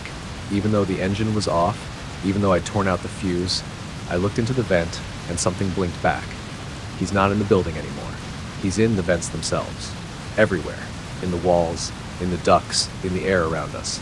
He waits, and he whispers. Soon, there'll be no space between us at all. The Stranger in the Static. I was 11 when my parents bought the old television set from a yard sale 3 blocks down. It was a dusty thing, a bulky wood-framed monster with knobs instead of buttons. My dad wheeled it home on a dolly, proud of the deal he'd gotten. $15. Still works like a charm. It didn't. No matter how many times we adjusted the antenna or banged on the side, the screen only showed static. Thick, gray snow that hissed and writhed like a living thing. Still, my parents kept it in the basement, convinced they'd get around to fixing it eventually. I avoided that room for years. Even when I had to go down to change the laundry or grab a box of decorations, I'd rush. The static made me nervous. The longer I stayed, the more I thought I could hear things in it. Not white noise, but whispers, words buried under the hiss. Then one night, during a thunderstorm, the power flickered off and on, and the TV turned itself on. I had just reached the bottom step when I heard the sharp buzz. I turned and the static was there, glowing faintly in the dark. The knob was still turned to off. That's when I saw the face, just a flicker, in the static, like someone had leaned too close to the screen and left a print of themselves behind. Pale skin, black eyes, no mouth. I bolted up the stairs, told my mom. She said I was just imagining things because of the lightning. She unplugged the TV anyway. I didn't go back down for a week. As I got older, I convinced myself it was just a trick of the light. Static can do weird things, mess with your brain. I'd read about it online, but the feeling never went away, like the TV was watching me, waiting. By 16, I had stopped fearing it and started feeling drawn to it. I'd sit on the bottom step sometimes and just listen to the static. If I concentrated, I could almost make out phrases. Come closer. We remember you. We've always been here. Sometimes I thought I saw movement inside the snow. Figures pacing, standing still, watching. One night, the static shifted and a hand pressed against the screen, thin, with too many joints, with fingers that twitched and bent backward. I screamed and ran, but when I came back with my dad, the screen was dark, still unplugged. He told me I needed to sleep more. I moved out at 18, never looked back, until my mother called years later, crying. My dad had fallen down the basement stairs. They said it looked like he tripped, but she found him with his hands clawing at the television screen. Blood smeared across the static, his nails torn, fingertips bent the wrong way. They buried him with closed fists. I returned home to help my mother pack. She refused to go into the basement. I understood why. I found the old television exactly where it had always been, still sitting unplugged in the corner, but the screen was on, static, the cord frayed and dead. I approached slowly, heart hammering, and the screen shifted. For a moment, it showed me, but not as I was. My skin was pale, my mouth wide open in a silent scream. Something moved behind my reflection, tall and twisting, then it vanished. Static again, and a voice. You left the door open. Shh. I unplugged it again, though the cord already was, hauled the TV outside, took it to the dump myself, and watched it get crushed beneath metal claws. Gone. That night, I slept better than I had in years. But 3 nights ago, the TV came back. I live in an apartment now, 4th floor, secure building. But when I came home from work, there it was, sitting in the corner of my living room. Same model, same scratches on the frame, same frayed cord. It was already on, and the static hissed, softer than before. I stood frozen for hours, just listening. Then something spoke. A new voice, one I hadn't heard before. It sounded like me. Don't look away. Behind the static, the face returned. This time it stayed. Black eyes, no mouth. Its skin rippled like liquid. It stared at me, then slowly raised a hand and began to knock on the inside of the screen. Knock, knock, knock. The room grew cold, the lights flickered, and the voice in the static whispered again. You brought us with you. I grabbed a blanket and covered the screen, but the knocking never stopped. It's been 3 days now. I don't sleep. I don't eat. I can't leave. Every time I try to open the door, the screen flashes something terrible. Images I can't describe, twisted bodies, flickering faces screaming silently, my own reflection being torn apart in reverse. And each night, the knocking gets louder, the whispers get clearer. They say my name now. They remind me I watched, that I listened, that I invited them in. The TV's cord still isn't plugged in, but I think the signal is stronger. I think it's coming from me now. I don't know what will happen when the screen goes dark, but I know something is going to come out, and it knows I'll be watching. The campfire ring. There's a reason no one camps at Hollow Rock anymore. The park ranger didn't explain much when we checked in, just a warning. Don't use the old fire ring at Site 9. It's been closed off. You'll know it when you see it. My friend Jonah laughed it off. What is it? Cursed? Haunted? The ranger didn't smile. He just said, some things burn longer than wood. We didn't mean to camp there, not really. But after 3 hours of hiking with packs heavier than our pride, we took the first open site we could find. Site 9. The sign was weathered, faded, the number barely visible under moss and scratches. There was a fire ring there, all right, made of blackened stones arranged in a tight, perfect circle. It looked ancient, scorched like it had been struck by lightning more than once. Something about it felt off, wrong angles, rocks too smooth, too evenly spaced, like they'd been placed, not by a person, but by something mimicking human hands. I wanted to move on. Jonah didn't. It's just a fire ring, dude. Probably some local legend to keep kids from partying here. He was already unpacking. Against my better judgment, I stayed. As night fell, the woods closed in. The trees felt tighter here, the air heavier. We built a fire in the old ring. And that was our first mistake. The flames caught quickly, too quickly. The wood hissed and popped like it was soaked in sap, but there was no smoke. Just tall orange fire licking upward in complete silence. The wind stopped, and the shadows didn't move the way they should. Jonah noticed it first. "Hey, is it just me? Or does the fire look weird?" I nodded slowly. The flames weren't flickering, they were spiraling, like a whirlpool turned upright, turning inward as if feeding on something that wasn't wood. Then the whispers started. Not words. Not really, just breathing that knew your name. Jonah leaned closer to the fire, and it leaned toward him. That's when I saw it. A face. In the flames. Not human. Long. Melted. Eyes like coals pressed into wax. I yelled and pulled him back. He didn't speak for a long time after that. We put out the fire with all the water we had, but the stones glowed red long after the flames were gone. And the air smelled wrong, like burned sugar and meat. We tried to sleep. Jonah in the tent. Me in the hammock nearby, knife clutched in hand. But around 2 a.m., I heard footsteps circling the camp. Not animals. Footsteps. Light. Careful. Bare. I held my breath. Then I heard Jonah unzip the tent and step out. Or something that sounded like Jonah. I opened my eyes and saw him standing near the fire ring, facing away from me. Only he wasn't standing. He was swaying, back and forth, as if strings were pulling him. "Jonah?" I whispered. He didn't turn, but I heard his voice, coming from the hammock next to mine, still inside the tent, still sleeping. The thing by the fire wasn't Jonah. It turned slowly, the way a puppet might if yanked too hard on the wrong string. Its face was long, melted. Its eyes were cold. I didn't scream. I just ran, didn't take my pack, didn't grab my light, just bolted into the trees. Branches whipped my face, roots tripped me. I didn't care. I ran until I couldn't breathe. Until the trees thinned, until the silence lifted. And then I stopped because I saw a fire ahead. Another camp? No. The same camp. Same tent, same hammock, same fire ring. Jonah stood there again. This time he was staring right at me. But his mouth wasn't his. It was open too wide, too flat, too wrong. I backed away slowly, tripped, fell, and when I looked up, he was gone. I sprinted back into the woods, tried every direction, but no matter how far I went, I always came back to the fire ring. Always. The fourth time the fire was burning again, even though we drowned it hours ago. Jonah sat cross-legged in front of it, silent, staring into the flames, his face blank, his hands twitching. "Jonah?" I said. He didn't answer. But the fire did. It whispered my name, softly, lovingly. "Come closer." The face in the flames was smiling now. I turned and ran one last time, blind through the trees until I collapsed.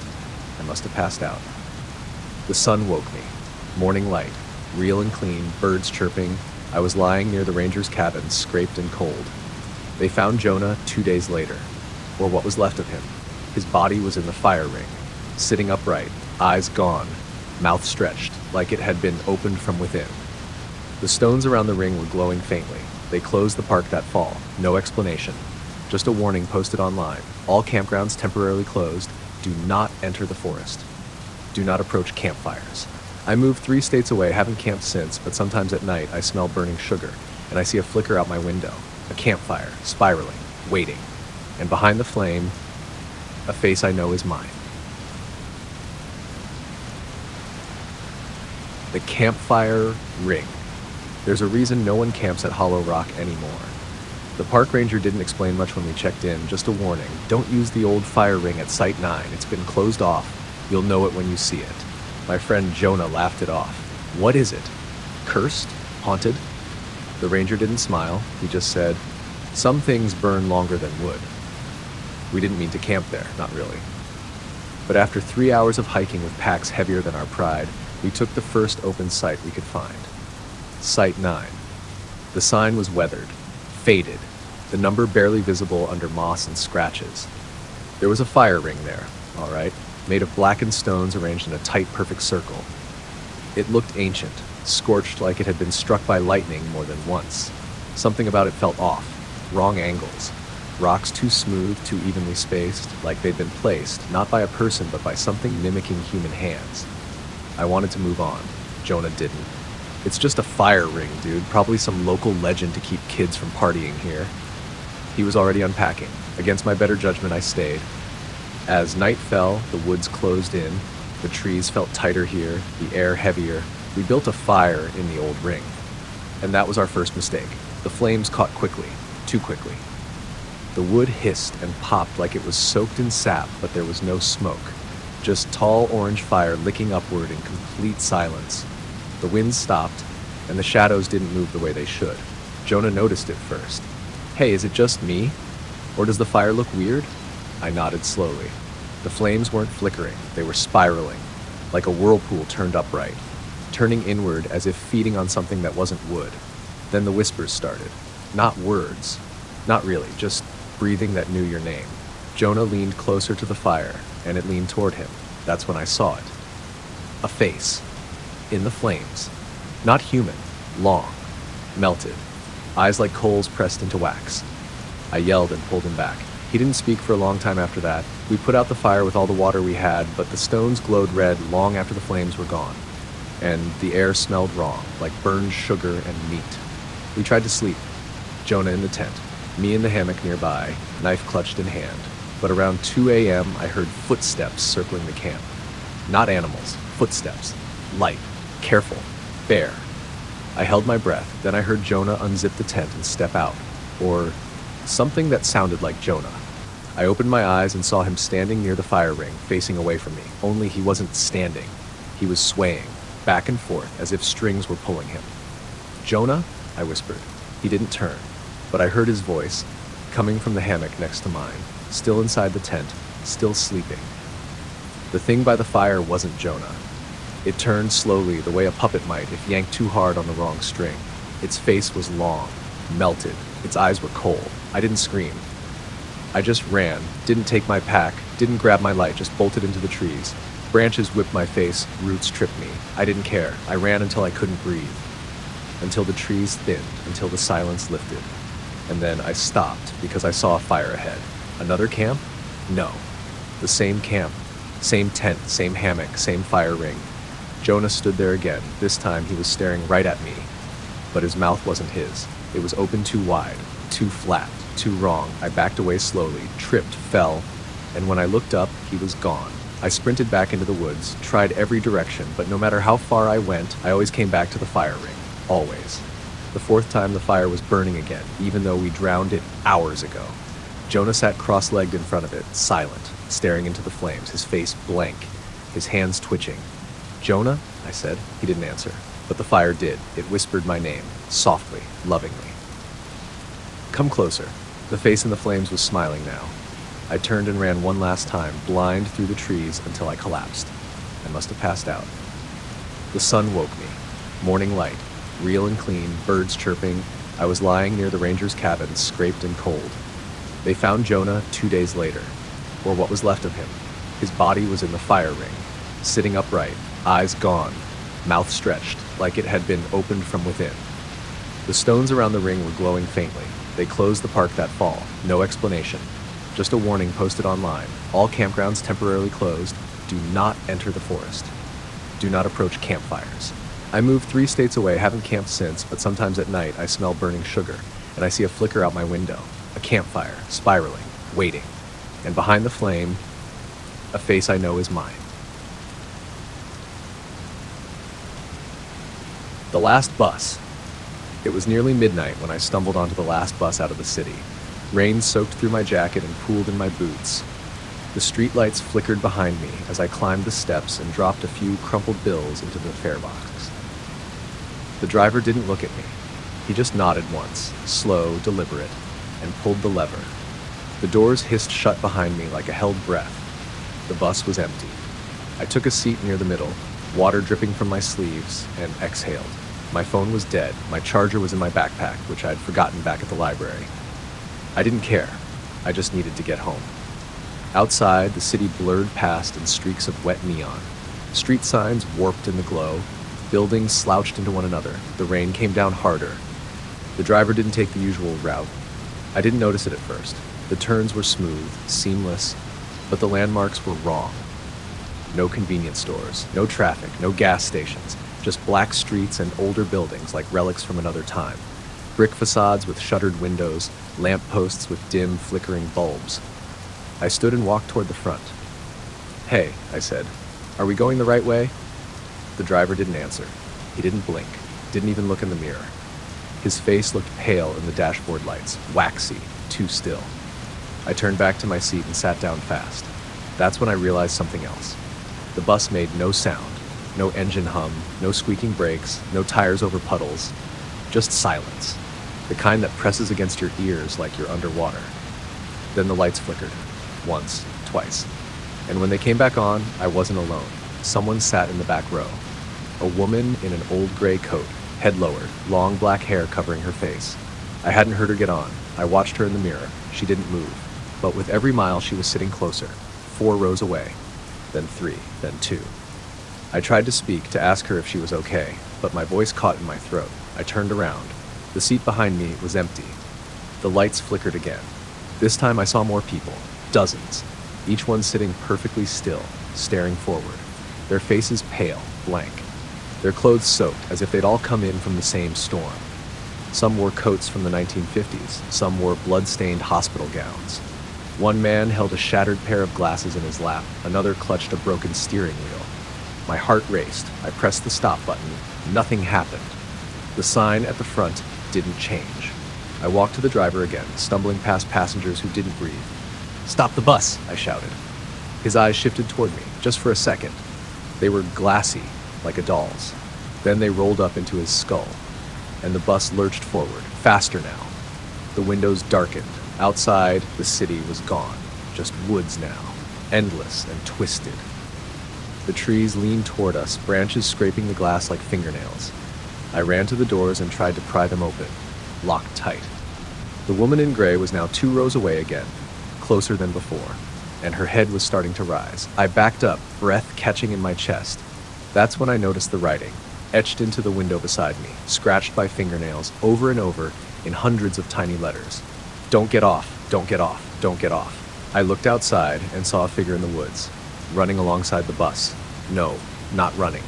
Floating. It was me. Soaked, bleeding, mouth open in a silent scream. My double slammed against the window, eyes wide, and vanished. The lights flickered again. When they came back on, the woman in gray was sitting beside me. She turned her head slowly. No eyes. Just darkness where her face should have been.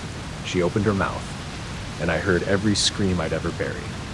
The bus jolted. Outside, the trees were thinning. A single stop ahead, lit by a flickering street lamp, a bench beneath it, a signpost with no name. The doors hissed open. I didn't move. But the other passengers did. One by one, they stood and walked off the bus, each fading into smoke as they stepped into the light, until only I remained. And the driver, he turned in his seat, his mouth stretched too wide. Last stop, I ran. I leapt off the bus without thinking. The cold hit me like a slap. The rain was gone. The air was wrong, too still, too thick. I turned around. The bus was gone. No tire tracks, no lights, just a crumbling road that stretched into black. And beside me, the bench, empty, except for a note, folded, damp, my name written on it. Hands shaking, I opened it. Behind me, I heard footsteps, heavy, wet, getting closer. The house that whispers. I didn't believe in ghosts until the house started whispering my name. It was a quiet place when I moved in, an old Victorian out near the edge of the woods, 3 stories high, flaking paint, tall windows with lace curtains that seemed to twitch slightly even when the air was still. I inherited it from a great aunt I'd never met, one of those long-lost relatives you only learn about after they've died.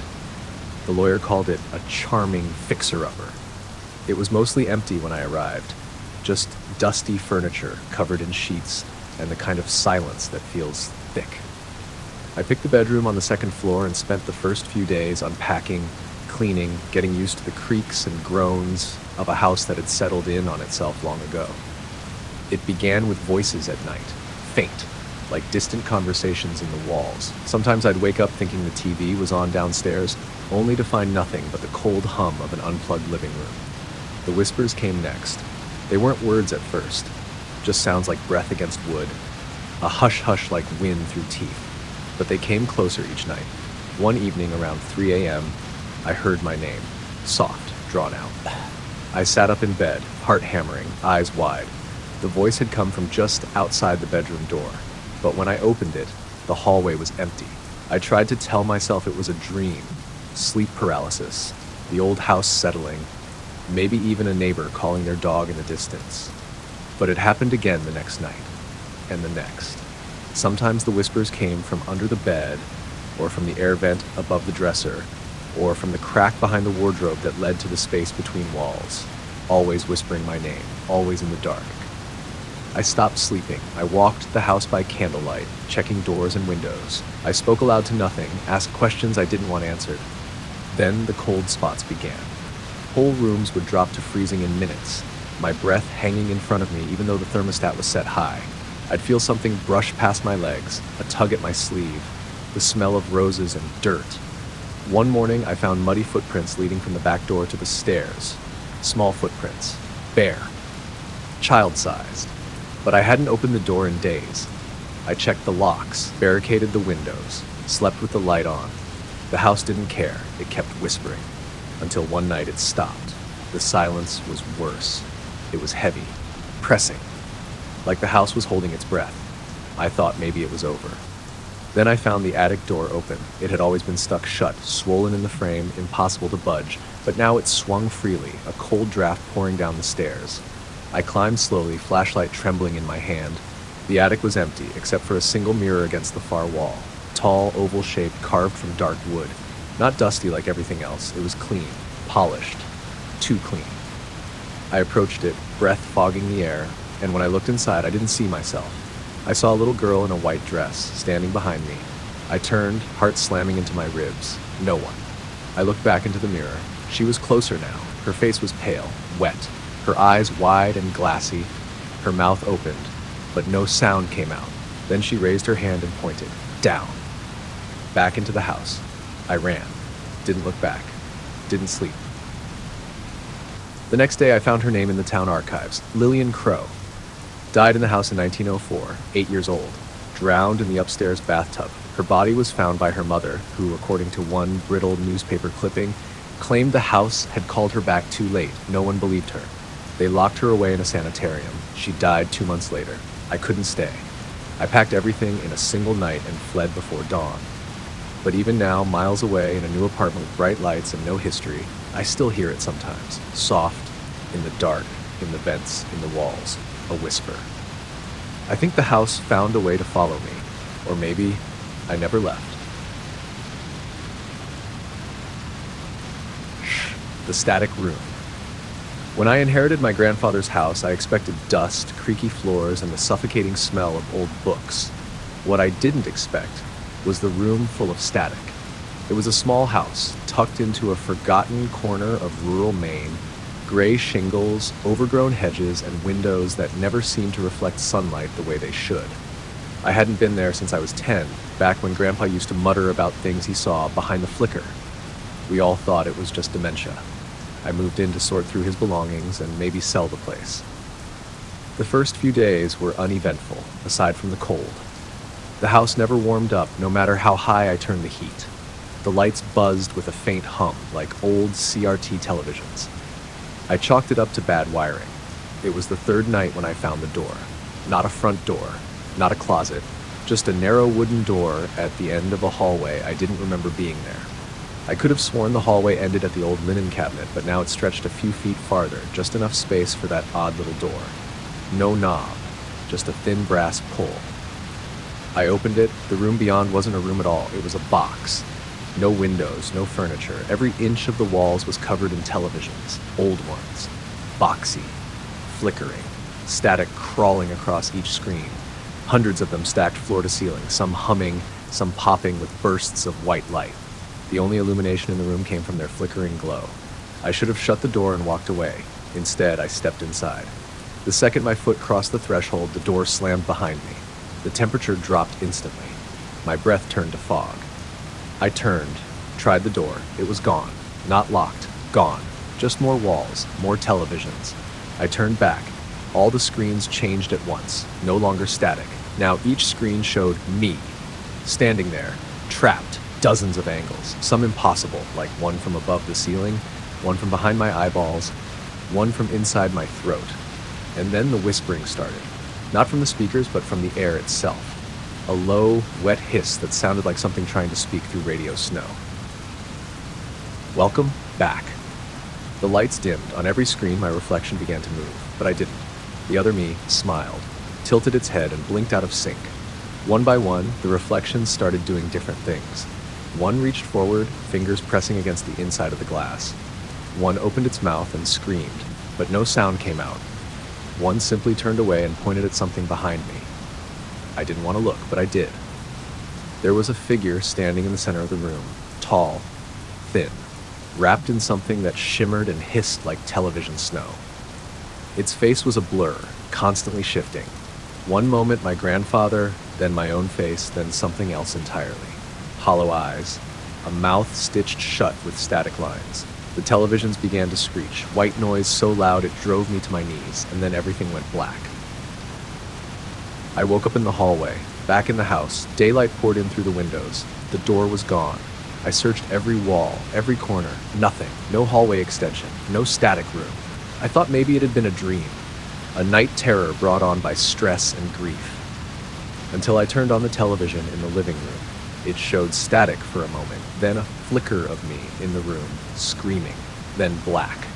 I unplugged it and threw a blanket over the screen. But it didn't matter.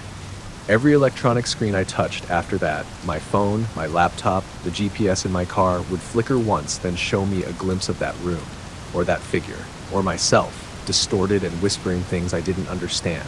I started getting headaches, sharp, pulsing pain behind my eyes, static in my ears when I closed them. And at night, I'd hear it. A soft hum in the walls, flicker, flicker, whisper, whisper. I left the house within a week, but it followed me. Hotel mirrors began to shimmer. TVs turned on by themselves, even when unplugged. The worst was the night I dreamed I was in the static room again. Only this time, the figure stepped forward. It touched my forehead with one long, glitched finger and said, "Shh, you saw it!" That's enough.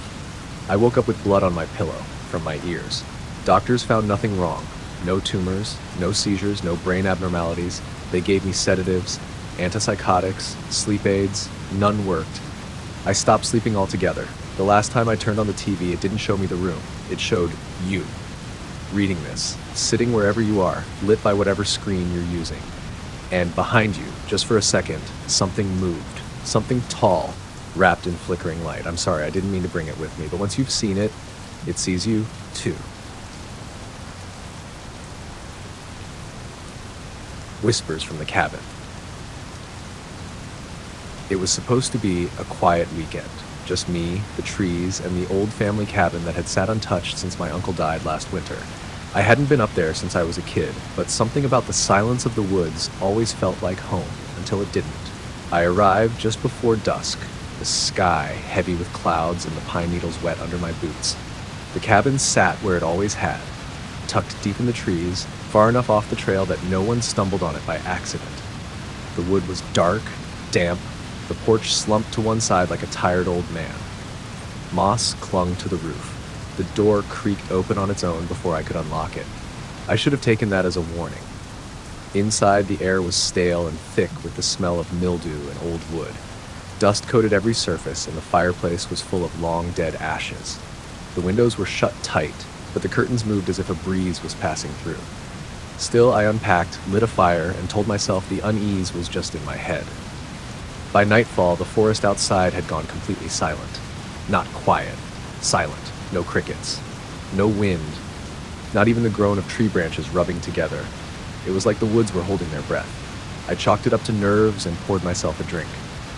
Sat on the couch, watched the flames twist and curl in the fireplace. That's when I heard the knock, 3 soft raps on the front door. I stood up slowly, looked out the window, no one there, opened the door, nothing. I stepped out onto the porch, flashlight in hand, sweeping it across the clearing. The woods stared back, still, empty. I turned around to go inside and found the door closed. I hadn't shut it. I grabbed the handle, it didn't budge, locked from the inside. Then, from behind me, deep in the woods, a voice called out, childlike. "Let me in." I spun around, heart pounding, light shaking in my hand. No one, but I heard it again. "It's cold out here. Please." I backed up against the door, panic settling like a weight in my chest. The voice came closer, still gentle, still wrong. "I'm scared. Won't you let me in?" I didn't respond, didn't breathe. Then a whisper, right beside my ear. "Let me wear your skin." I screamed, slammed my fist on the door, and suddenly it gave way. I fell inside and shut it behind me. Heart racing. The room was dark, the fire was out, and all the candles I'd lit were snuffed. Worse, everything inside the cabin was wrong, older, rotten. The furniture was covered in mold, the walls were damp and caving in, my bag was gone. Dust floated through the air in thick clouds, and the scent of rot filled my lungs. I stumbled to the fireplace, cold, dead, as if it hadn't been lit in years. I checked my phone. No signal. Battery, 6%. I turned on the flashlight app and shone it around the cabin. Someone had carved words into the walls, hundreds of them. "Let me in. Let me in." Over and over, scratched deep into the wood by something small, or maybe something sharp. In the corner, something shifted. I raised the light and nearly dropped the phone.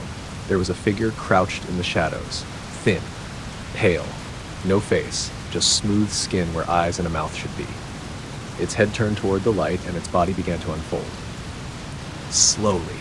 Too slowly. I ran into the back room and slammed the door. It had a lock. Thank God, I threw the bolt and backed away.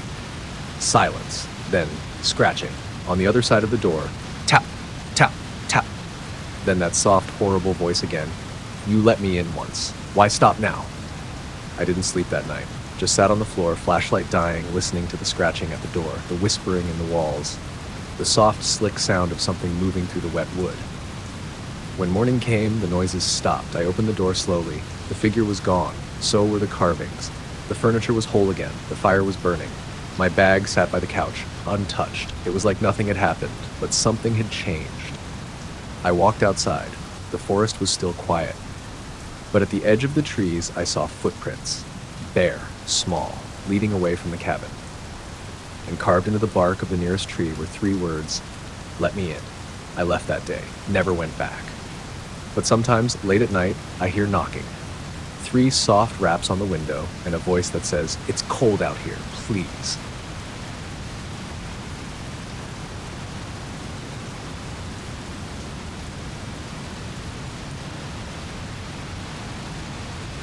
The Lantern Cabin.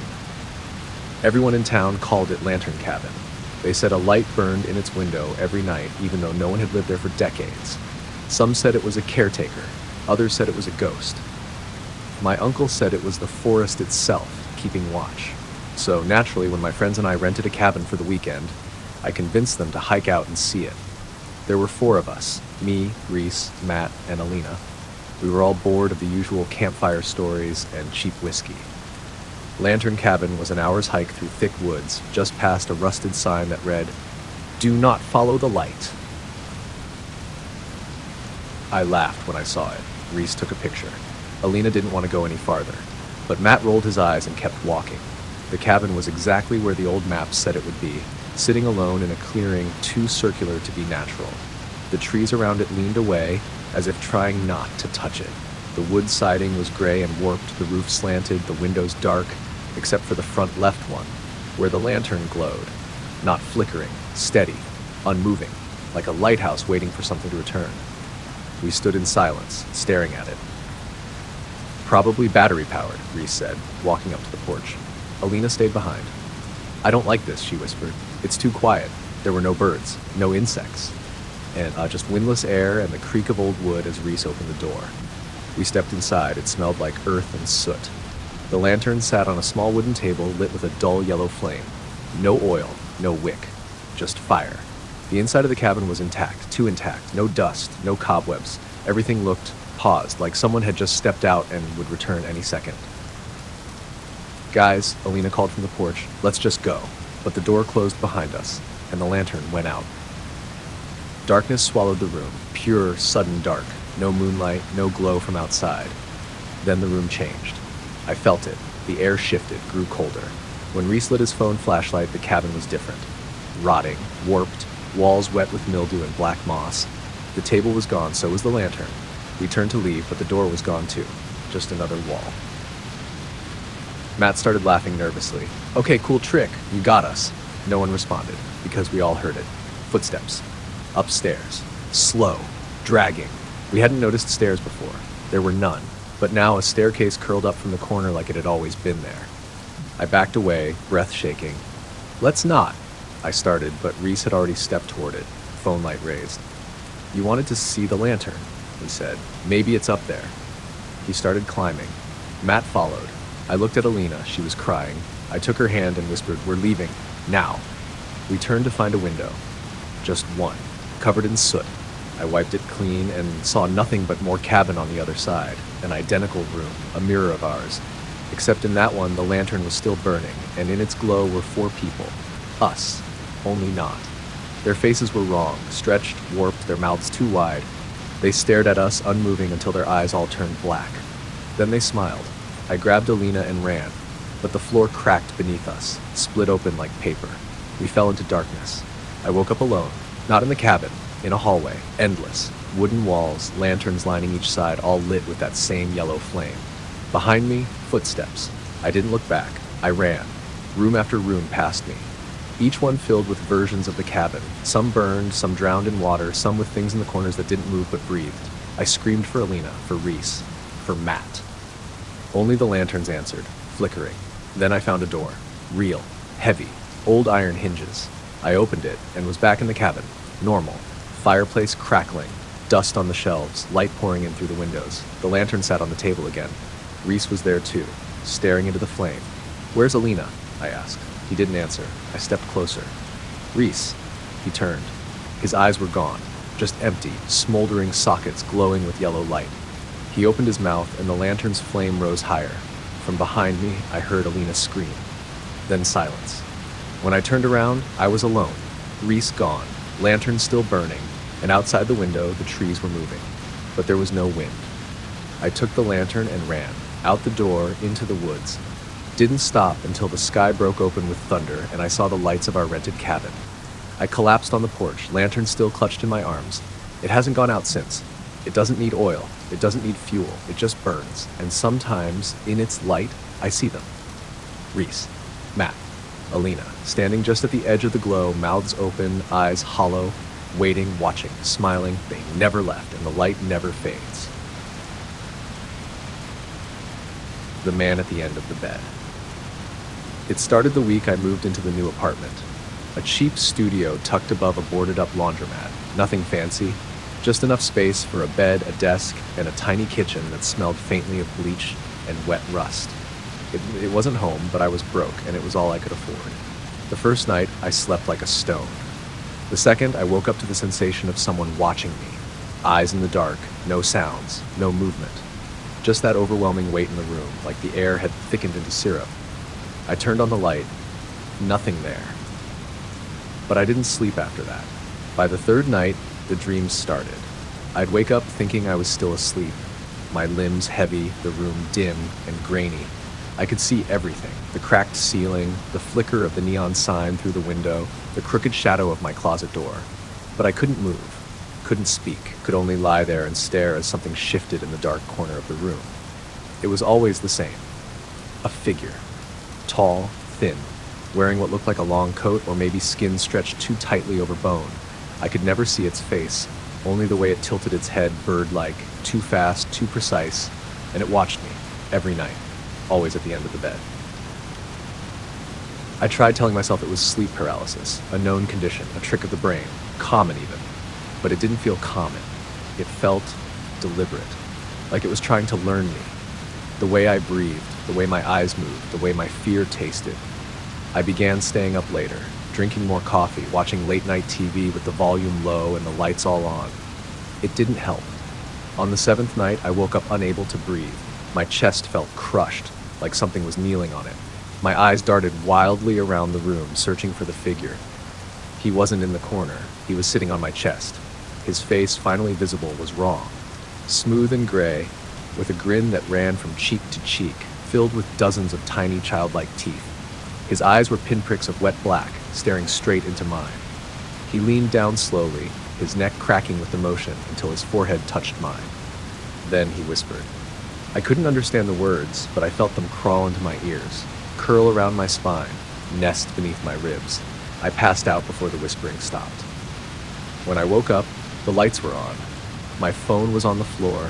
The bed was soaked with sweat. My fingernails were broken and bleeding. I moved out that day. Didn't pack. Didn't look back. I found a motel 2 towns over, paid cash, slept with the bathroom light on and a Bible under my pillow. And for one night, just one, I slept in peace. Then the whispers returned, not during sleep, while I was awake, from the mirror, from under the bed, from the static between TV channels. You brought him with you. I started seeing things out of the corner of my eye, reflections that didn't match, shadows that moved the wrong way, and every time I blinked, I swore he was closer. The worst part was realizing that it didn't matter where I went. He wasn't tied to the apartment. He was tied to me. I stopped sleeping entirely after that. 3 days without rest. Then 4. Until I passed out on the motel carpet and slid into a waking nightmare. I was paralyzed again. But this time the room was filled with others. People. Lying on the floor, on the bed, against the walls. Hundreds of them. Eyes wide, mouths open in silent screams. Frozen. I tried to scream too, but I had no voice. The man was there, walking between them, touching them gently like a child admiring dolls. When he reached me, he smiled again, that same too-wide grin. Then he said, in a voice that was mine, "You're awake now, but I'm always watching." I woke up screaming, throat raw, blood on my sheets. The police thought I was having a breakdown. So did the doctors. They gave me pills. They gave me pamphlets. They didn't believe me. But I know what I saw. What I still see. He's real, and he's patient. He doesn't need to chase you or break through your door. He just needs you to lie still, close your eyes, and let your body forget how to move. Because once you're frozen, he climbs in, and he never really leaves. The third door. I found the third door on a Wednesday. It was raining hard, the kind of cold spring rain that soaks your clothes before you even get the key in the lock. I just moved to the basement flat of an old brownstone on the edge of town, a quiet street, ivy up the bricks, neighbors who didn't wave. The landlord said the place had charm. It didn't. It had creaking pipes, a mildew smell, and 3 doors. One to the hallway, one to the bedroom, and one I hadn't noticed during the walkthrough. The third door was on the far wall, half hidden behind a sagging bookcase. No frame, no handle, just a smooth wooden surface, cracked and pale like stretched skin. I thought it was a closet at first, or maybe sealed shut for safety, but I was wrong. The first time I touched it, it was warm. Not just room temperature, warm, like the back of someone's neck. I yanked my hand back and laughed nervously. Maybe the heat from the furnace ran behind it. Maybe the wall was thin, logical, normal things. But when I pressed my ear to the wood, I didn't hear heat. I heard breathing. That night, I dreamed of the door. It opened in the dream, slowly, without sound. And inside was blackness, not darkness, blackness.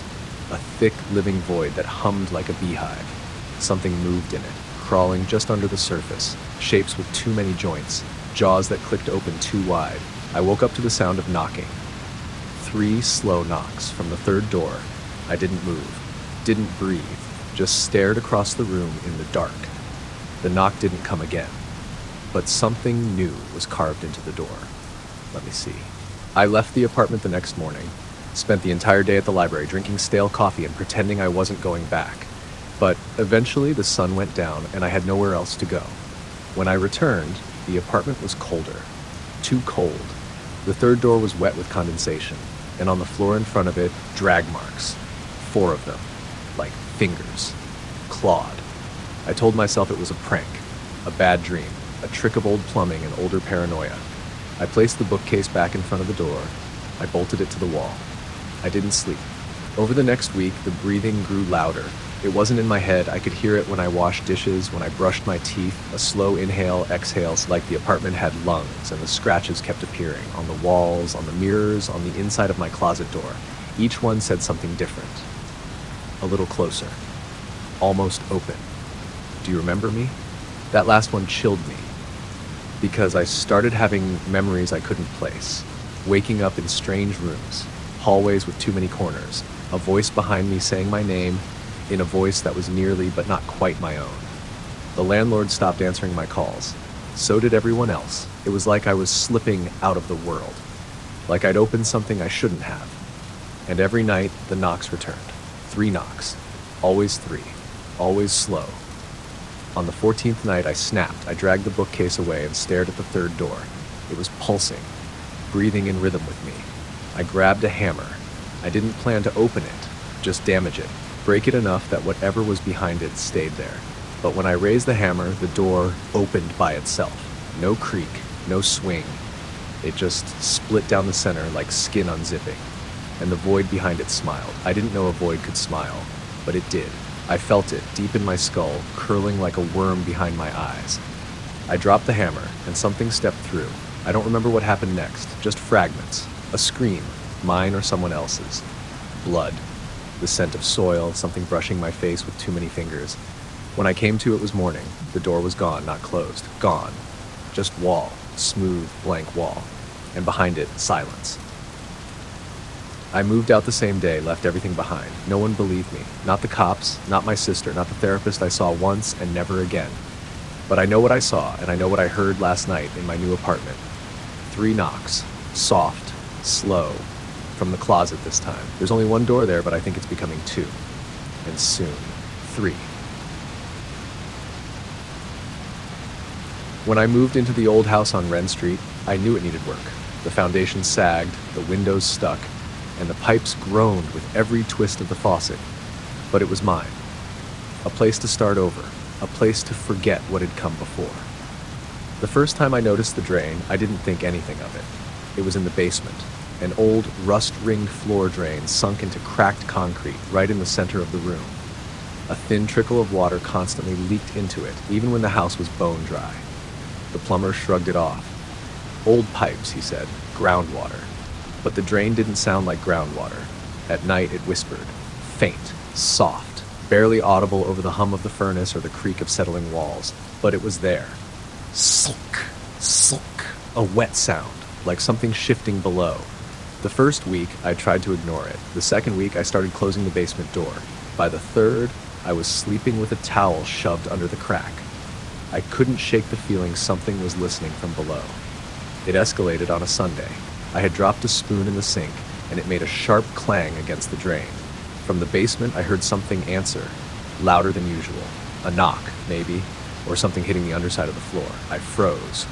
Then it knocked again, 3 times. Clang, clang, clang. I didn't move for a long time. That night, I dreamed of water. Black, thick water rising from the basement floor, flooding the stairs, slithering under my door.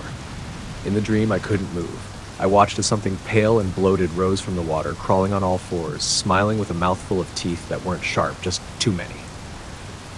I woke up to find my bedsheets soaked. No leaks, no spills, just wet. And when I checked the basement the next morning, the drain was open. Not a little. The rusted grate had come loose, broken clean from the concrete. A perfect black circle stared up at me, the edges slick with some kind of slime. It smelled like rot and earth. I called the plumber again. He didn't show. Didn't answer his phone. That night, the whispering came back, but louder. Not just whispering now, words. I pressed my ear to the basement door, breath held. Let me in. I backed away, and from behind the door, splash, like something large hitting water. I didn't sleep. The following day, I bought a heavy slab of wood and nailed it across the basement door. I shoved furniture in front of it, chairs, bookshelves, anything I could move. I even sprinkled salt across the steps, not because I believed it would help, but because I was desperate. The drain didn't like that. That night, the whole house shook. Not like an earthquake, more like it was being dragged. Nails creaked in the walls. Paint cracked. The whispering turned to moans, and I heard something clawing up the stairs. Not scratching, clawing. When the noise stopped, I checked the door.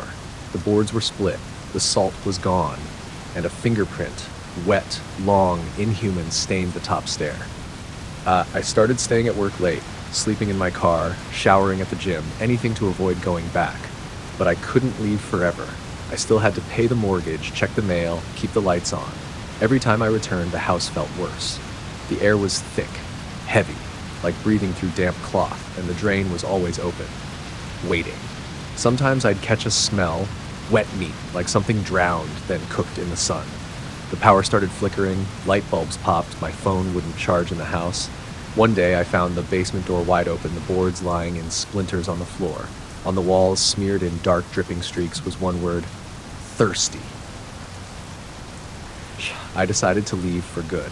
I packed what I could, shoved clothes into bags, unplugged everything. But when I tried the front door, it was gone. Not locked. Gone. Just a wall where it used to be. The windows, too. Covered in thick, pulsing roots, like veins. The house wasn't a house anymore. It was him, and he was awake. That night, the drain called. No whispers now. Come down. See me. I'm so close. I fought sleep, but it dragged me down. And in my dream, I was in the basement again. Only this time, the drain wasn't just a hole. It was a... And something was climbing out. Too long, too slick, bones bending the wrong way. Its skin sloughed off as it moved, and it carried dozens of faces on its back. Twisted, waterlogged faces that screamed silently. My face was among them, still screaming. I woke up in the hallway, knees soaked, clothes muddy, door to the basement wide open. The drain was inches from my feet, bubbling, laughing. That was 3 days ago.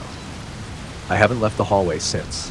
I haven't eaten, haven't slept, but I can hear him in the pipes. Closer now. He says he only needs one more soul to climb free, and I'm the one who opened him.